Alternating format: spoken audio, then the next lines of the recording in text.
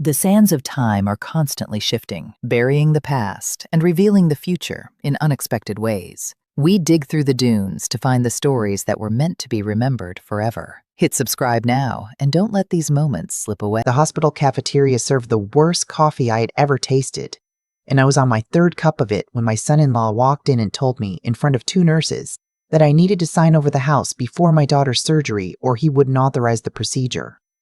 I'm 71 years old. My name is Ophelia Brandt, and the strangest part of that morning wasn't his threat. It was how calm I felt, like I'd been waiting 3 years for him to finally say out loud what I'd known in my bones since the day my daughter brought him home. If you're listening from somewhere out there, drop the name of your town in the comments. I want to see how far this story travels. And stay with me, because what happened over the next 11 days changed everything I thought I knew about family. Let me go back to the beginning, because a thing like this never starts where you think it does. My husband Roland passed in the spring of 2020. 46 years we were married. He went quietly in his sleep after a long fight with his heart, and I held his hand until it went cold. And then I sat there in the dark for a long while, because I couldn't figure out what a person was supposed to do next. Roland had been a structural engineer, the kind of man who measured twice and cut once, and never once raised his voice in anger that I can remember. We built a good life, not a flashy one.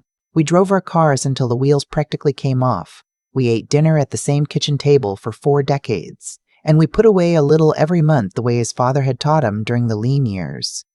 People who didn't know us assumed we were just getting by. That assumption's going to matter later, so hold on to it. We had one child, our daughter, Tamsin, born when I was 31 after years of doctors telling me it would never happen. She was our whole world. Maybe that was the problem. Maybe when you wait that long for something, you hold it too tight, and you teach it that the world will always bend to make room. I don't know. I've turned that question over 1,000 times in the months since, sitting on my porch in the evenings. Tamsin was bright and warm and a little lost. She went to college, dropped out, went back, dropped out again. She tried a dozen careers the way some people try on coats. And every time something fell apart, Roland and I were there with a check and a guest room and a soft place to land. We told ourselves we were being good parents. Looking back, I think we were just afraid to ever let her feel the weight of a single consequence. She met Garrett in the fall after her father died. I remember the timing because I was still wearing Roland's old cardigan around the house, still talking to him out loud when I forgot he was gone. Garrett came into our lives at the exact moment I was at my weakest, and I have wondered, more than once, whether that was an accident. He was 44 to her 39. He sold high-end kitchen renovations, the kind of work that came with a firm handshake and a binder full of glossy photos. He had silver at his temples and an easy laugh, and he called me Mama Branch from the second week, which made my skin crawl in a way I couldn't explain at the time. He was attentive, too attentive. He noticed things. He noticed the Cadillac in my garage that Roland had bought used and babied for 15 years. He noticed the 4 bedrooms in my house standing empty. He noticed, I think, the way a man like that always notices, that there was more here than a widow on a fixed income letting on. They married 8 months after they met. Small ceremony, just the courthouse and a dinner after. Tamsin wore a dress that I later learned cost more than my monthly grocery and utility bills combined. She told me Garrett insisted. He wanted her to have the best. I should have heard the warning in that. A man who insists on the most expensive version of everything, using money that isn't his, is telling you exactly who he is. I just wasn't listening yet. That winter, Garrett's renovation business hit what he called a temporary cash flow situation. There was a contractor who'd stiffed him, a project that went sideways, a perfect storm of bad luck that was never, in 3 years, his fault. Could they stay with me? Just for a few months, just until things stabilized. The house was so big and I was rattling around in it alone, and wouldn't it be nice for me to have company? I said yes before he finished asking. Of course I did. She was my daughter. It was Tamsin's childhood home. I told myself I'd be grateful for the noise. That was the first door I opened that I should have kept shut. They arrived on a gray Saturday in January with a moving truck I noticed Garrett did not pay the driver for in cash, the way I would have. Tamsin hugged me and cried a little and said, "Thank you, Mom. I love you so much." And for a few weeks it was almost sweet. We cooked together. Garrett fixed the gutter that had been hanging since fall. I let myself believe I'd gotten my family back. Then slowly, the house stopped being mine. It started small, the way these things do. Garrett rearranged the living room, said the old layout didn't flow. He took Roland's recliner, the one that still smelled faintly of his aftershave, and put it out by the curb for the trash without asking me. I came home from my Thursday quilting circle and it was just gone. When I asked, Garrett said it was falling apart and a fire hazard, and that he'd ordered me a new one that was much more supportive for your back. I never asked for a new chair. I wanted the old one. But I didn't make a fuss, because Tamsin was standing right there with that pleading look she'd had since she was a girl. The one that said, "Please, Mom, don't make this difficult." So I swallowed it. He started managing things. My mail, my appointments, my medications. You shouldn't have to worry about all that, Mama Brandt. He set up automatic payments on my account so I wouldn't have to fuss with the bills. He took me to my doctor and sat in the room and answered questions the doctor asked me. Little by little, he wedged himself between me and my own life, and he did it with a smile. And every single time I tried to push back, Thompson would get that wounded look and say, "He's just trying to help, Mom. Why are you being like this?" Why was I being like this? I started to wonder myself. That's the thing about it, the part people who haven't lived it don't understand. It doesn't happen all at once. It happens one small surrender at a time, and each one is so reasonable on its own that fighting it would make you the unreasonable one. You look up one day and realize you signed away the territory of your own life, inch by inch, and you can't even point to the moment it was lost. The months turned into a year. Then 2. The business was always about to turn the corner. Meanwhile, I noticed things, because being underestimated gives a woman a great deal of time to observe. I noticed the new truck Garrett leased. I noticed Tamsin's nails done every 2 weeks. The trips to Sedona and Cabo posted online for everyone to see. The packages arriving daily. I noticed they had money for all of that, but never quite enough to start looking for their own place. Every time I gently raised it, Garrett would tilt his head and say, "Are you trying to get rid of us, Mama Brandt? After everything?" And Tamsin's eyes would fill, and I'd be apologizing before I knew what I was apologizing for. I want to stop here and say something to whoever's listening, especially if you're a parent. Loving your child does not mean handing them your spine. I didn't know that yet. I'm telling you now, so maybe you'll learn it cheaper than I did. By the 3rd year, I had become a guest in my own home. They'd taken the big bedroom, the one Roland and I had shared, and moved me into the small room that used to be Thompson's. "It's closer to the bathroom," Garrett explained. "Easier for you at your age. My books, my photographs, 46 years of a life packed into the smallest room in the house. And I let it happen, because each step was small, and because she was my daughter, and because I was lonely and tired and grieving. And I told myself this was what family meant. Then the headaches started. Tamsin's headaches. The dizziness, the blurred vision. The doctors found a mass behind her eye, benign but pressing where it shouldn't, and they scheduled surgery to remove it. And I'll tell you the truth, in that moment, every grievance I had evaporated. My little girl was sick. Nothing else mattered. I would have signed away anything to fix it. Garrett knew that. Garrett, I have come to understand, had been counting on exactly that. The surgery was scheduled for a Monday at a hospital 2 towns over. A good one, the best in the region. Tamsin was admitted Sunday night for prep and observation. I sat with her until they made me leave, holding her hand, smoothing her hair back the way I did when she was small and feverish. She was scared. So was I. Garrett was strangely calm, working his phone in the corner, and at the time I thought, well, that's how some men handle fear. They go cold. I gave him the benefit of the doubt. I always gave him the benefit of the doubt. I always gave him the benefit of the doubt. The next morning is where this began. The cafeteria. The terrible coffee. Garrett sliding into the chair across from me with 2 nurses passing behind him and saying, in a voice pitched low but not low enough, "We need to talk about the house before they take her in." I thought I'd misheard. What about the house? "The surgery's expensive, Mama Brandt. There are costs the insurance won't cover. Tamsin and I have been carrying a lot. And frankly, you've been living free off the equity in that house for years. It's only fair. We need you to sign it over to us. Today. So we can take out what we need against it to cover her care. He paused, and then he said the thing I will hear in my sleep for the rest of my life. I'd hate for there to be a delay in authorizing her procedure over money. You wouldn't want that on your conscience. I set down my coffee very carefully. I remember the cup making almost no sound on the table. And in that moment, something happened that I didn't expect. I didn't crumble. I didn't cry. The fog I'd been living in for 3 years simply lifted, all at once, clean as a window after rain. Because here's what Garrett did not know. He did not know that Roland, my measure-twice-cut-once husband, had set up our affairs with the same care he'd given every load-bearing wall he ever designed. He did not know that the house was held in a trust, and that I was the sole trustee, and that Tamsin was a beneficiary only upon my death, with a specific clause Roland's attorney had written barring any spouse of hers from touching it.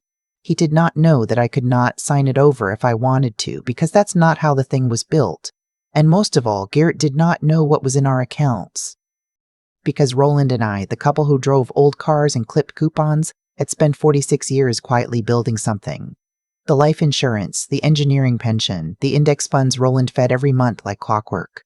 The rental duplex he bought outright in 1991, the last statement I'd actually looked at, before the grief made me stop opening mail, put us a hair over $4 million. $4 million. And this man was threatening to delay my daughter's brain surgery over a few thousand he assumed I didn't have. You're right, I said to him. We should talk about money. But not here and not now. Let's get Tamsin through her surgery first. Then we'll sit down and sort out everything. All of it. The relief on his face was almost funny. He thought he'd won. He thought the old woman had folded, like always. That's the right call, Mama Bran, he said, and patted my hand. I let him. I smiled. And inside, for the first time in 3 years, I was thinking clearly, and what I was thinking was, I am going to take my life back, and you were not going to see it coming. Tamsin's surgery took 6 hours. It went well. The mass came out clean, no complications, and the surgeon said she'd make a full recovery. I cried in the waiting room from pure relief, and I meant every tear. Whatever else was true, she was my child, and she was going to be all right. I held that close. I needed to, for what came next. While she was in recovery, I told Garrett I was going home to rest and bring her some things. Instead, I drove to a diner with a working phone, and I made 2 calls. The first was to Wendell Okafor, the attorney who'd handled Roland's trust and estate. Wendell was getting on in years himself, mostly retired, but he told me at Roland's funeral to call him day or night if I ever needed anything. He answered on the second ring, and when I told him what had happened in that cafeteria, there was a silence on the line so long, I thought we'd been cut off. Ophelia, he finally said, I need you to listen to me very carefully. Do not sign anything. Do not agree to anything in writing. And do not let that man near your financial accounts. Then he asked me a question that made my stomach turn cold. Has he had access to your mail, your accounts? Has he been helping with your finances? For 3 years. I told him yes. I want you to come to my office tomorrow morning, Wendell said. Bring everything you can. And Ophelia, between now and then, I want you to quietly take some photographs of any financial documents you can find in that house. Don't move them, don't let on, just document. I have a feeling we're going to find that your son-in-law has been a great deal busier than collecting your mail. The second call was to my sister. Now I have to tell you about my sister, because she becomes important. Her name is Birdie. She's 4 years younger than me, sharp as a tack, and she disliked Garrett from the first Thanksgiving she met him. She lives up north and we drifted the way sisters do, busy with our own lives. But blood is blood. When I called her and said, I need you, and I need you to not ask questions until you get here, she said, I'll be on the road in 20 minutes. And she was. That's Birdie. I went home that night to an empty house. Garrett was staying at the hospital with Tamsin. For the first time in 3 years, I had the place to myself, and I used every hour of it. I started in the room they'd taken. The big bedroom that used to be mine. I told myself I had every right. It was my house. I went through the desk drawers, and what I found there made my hands shake. Credit card statements. Cards I had never applied for in my name, with balances that made me sit down hard on the edge of the bed. Over $60,000 across 4 cards I'd never heard of. A home equity line of credit application filled out in my name, with my signature forged at the bottom in a hand that was almost but not quite mine. A change of address form rerouting some of my mail to a P.O. box. And a folder, a neat manila folder with a financial advisor's logo on it, full of projections about the Brandt estate and expected liquidity event upon transfer of primary residence. He hadn't just been planning to ask for the house. He'd been mining my identity for years, quietly, patiently, draining what he could and laying the paperwork to take the rest. The surgery wasn't the crisis. The surgery wasn't the opportunity. He'd been waiting for a moment when I'd be too frightened and too grateful to say no, and my daughter's illness had handed it to him. I photographed every page the way Wendell told me, then I put it all back exactly as I'd found it. Bertie arrived a little after midnight, and I made us tea, and I spread the photographs across my kitchen table and told her everything. I watched my sister's face go from sleepy to alert to a kind of cold fury I hadn't seen since we were girls. "That snake," she said. "That absolute snake. And Tamsin, is she in on it?" I didn't have an answer. That was the question that hollowed me out. I didn't know if my daughter was a conspirator or just another thing Garrett had quietly taken control of. I needed to know before I did anything, so I made a decision that night that I'm not entirely proud of, but that I'd make again. I decided to find out. The next morning, Bertie and I sat in Wendell Okafor's office, and Wendell, with his reading glasses down on his nose, went through my photographs one at a time. When he was done, he took the glasses off and rubbed the bridge of his nose and said, "Ophelia, what your son-in-law has done here? The forged signatures alone, this isn't a family disagreement. This is a felony, several felonies. Identity theft, bank fraud, forgery, and giving your age. Elder financial abuse, which in this state carries enhanced penalties." He leaned forward. "He has no idea what he's stepped in, does he? He thinks you're a confused widow with a paid-off house." "He does," I said. A slow smile crossed Wendell's face, the first I'd seen on him since Roland's funeral. "Then I think," he said, "we should let him keep thinking that. Just a little longer." Over the next several days, while Tamsin recovered in the hospital and then came home to convalesce, I played the part. I was the soft, grateful, fluttering mother-in-law Garrett expected. I brought him coffee.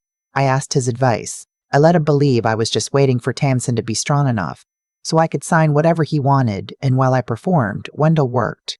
He pulled my credit, froze it, and we documented the full extent of the damage, which was worse than I'd feared. Garrett had taken nearly $90,000 in my name over 3 years. He'd also, foolishly, used some of those funds in traceable ways. The truck, a watch, a down payment on a boat I didn't even know existed. Wendell brought in a forensic accountant.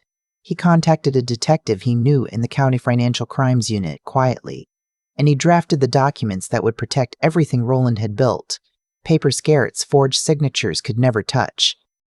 The hardest part was Tamsin. I cared for my daughter during those days, changed her dressings, made her broth, sat with her while she slept, all while carrying the knowledge that the man she'd married had been robbing her mother blind. I watched her with him, looking for the truth, and slowly, painfully, I began to see it. The way she flinched when he raised his voice. The way she asked permission to call her own mother into the room. The way money she earned vanished, and she never questioned it. My daughter wasn't a conspirator. My daughter was the first thing he'd ever stolen. That broke something open in me, and it also made up my mind. This wasn't only about getting my life back. It was about getting hers back too. 11 days after that morning in the cafeteria, we were ready. Wendell suggested we do it at his office, all of us together, and that I tell Garrett we were finally there to handle the house paperwork. Garrett practically skipped to the car. He dressed up. He brought a pen, his own pen, a heavy silver thing he probably thought was lucky. Tamsin came too, pale and quiet. In a wheelchair Bertie pushed. Wendell's conference room had tall windows and a long table, and when we walked in, there were already 2 people seated there. I introduced as associates. One was the forensic accountant. One was the detective in plain clothes. Garrett didn't know that. He sat down across from me, set his silver pen on the table, and said, Shall we get started? Tamsin's tired. We shall, I said, and I slid the first folder across the table to him. Let's start with these. He opened it. The forged HELOC application. The credit cards in my name. The statements. I watched the color leave his face the way water drains from a tub. I don't, he started. I don't know what these. You forged my signature, I said, and my voice did not shake, to take out a line of credit against the house held in a trust you have no legal claim to. You opened $60,000 of debt in the name of a 71-year-old woman. And then, the morning of my daughter's brain surgery, you threatened to delay her care unless I signed over a home you'd already secretly mortgaged. Have I got it right so far? The detective slid his identification across the table.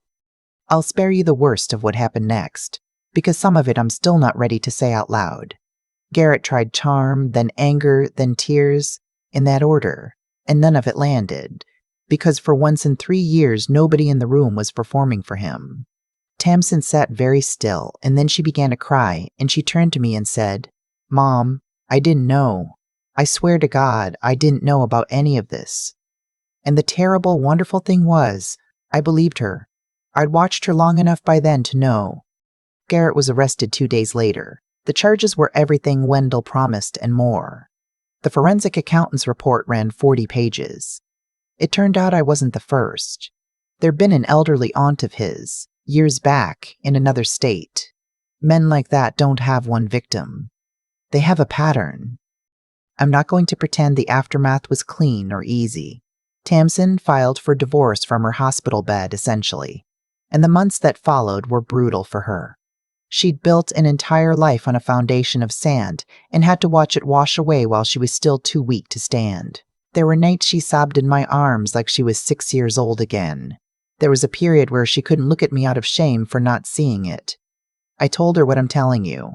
It doesn't happen all at once. It happens one small surrender at a time. She believed me eventually. We're still working on it. I recovered most of the money in time. The HELOC was voided once the forgery was proven. The debts in my name were cleared. Garrett took a plea rather than face a jury, and he's somewhere now where he can't smile at lonely widows and call them mama. That gives me less satisfaction than you think. What gives me satisfaction is the morning I woke up in my own bedroom again, the big one, with the light coming in the way it used to when Roland was alive. Tamsin lives near me now, in a little apartment of her own, the first place she's ever paid for herself. She's working, steadily, the longest she's held a job in her life. She comes for dinner on Sundays.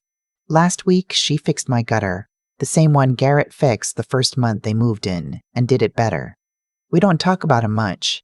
When we do, she calls him my mistake, not my ex-husband, and I've decided that's healthy. I sold the rental duplex and put the money toward a trust for her children, if she ever has them, with a clause Wendell wrote that no future husband can ever touch it. Roland would have approved of the clause. He always did believe in load-bearing walls. I'm 71 years old, and I spent 3 of those years disappearing inside my own house, convincing myself that letting myself be erased was the price of being a good mother. It wasn't. The price of being a good mother, I've learned, was being a whole person my daughter could finally see and finally learn from. I had to get myself back before I could help her get herself back. People ask me sometimes if I feel foolish for not seeing it sooner. I used to. I don't anymore. Predators are good at what they do, precisely because they pick people whose love makes them easy to fool. There's no shame in having loved your child too much. The shame belongs entirely to the man who saw that love and decided to use it as a crowbar. I sit on my porch most evenings now in a recliner Tamsin bought me to replace the one Garrett threw away. It's not Roland's chair. Nothing will ever be Roland's chair. But it's mine, in my house, paid for by my daughter with her own money. And when the light goes gold in the evening, I sit in it and I feel, after a long time of feeling nothing, entirely like myself again. I waited 71 years to learn that the most loving word a mother can say is sometimes no. I hope it doesn't take you as long. And I hope, wherever you're listening from, that you never have to learn it in a hospital cafeteria over the worst cup of coffee in the world. I keep coming back to that cup of coffee, the way it made almost no sound when I set it down on the cafeteria table. For 3 years, I had been getting smaller, and in that one quiet moment, I stopped. People think a turning point has to be loud. Mine was the opposite. It was the silence that comes when you finally decide you are done apologizing for taking up space in your own life. Here is what I understand now that I couldn't see then. Nothing that happened to me was an accident, and nothing was sudden. Garrett didn't take my house in one bold move. He took it the way water takes a stone, one small surrender at a time. And every surrender I made taught him I would make the next one. The recliner I let him throw away. The bills I let him manage. The bedroom I let him move me out of. Each yes was a brick, and together they built the cage I lived in. Causes have consequences, and I had been quietly supplying the causes for years, calling it love. The day I stopped supplying them, the whole thing began to come apart, because a man like that has no power that you don't hand him. If I could put one thing in a younger woman's hands, it would be this. Be good, yes. But understand that goodness without a backbone is just an invitation. I mistook being endlessly agreeable for being decent, and they are not the same thing. Real decency sometimes wears the face of a firm no. The second thing is to keep your eyes open and use the head God gave you. I had $4 million and forged signatures sitting in a desk drawer, and I almost missed all of it because I decided I was too tired and too sad to look. Grief is real, but it is not a place to live forever.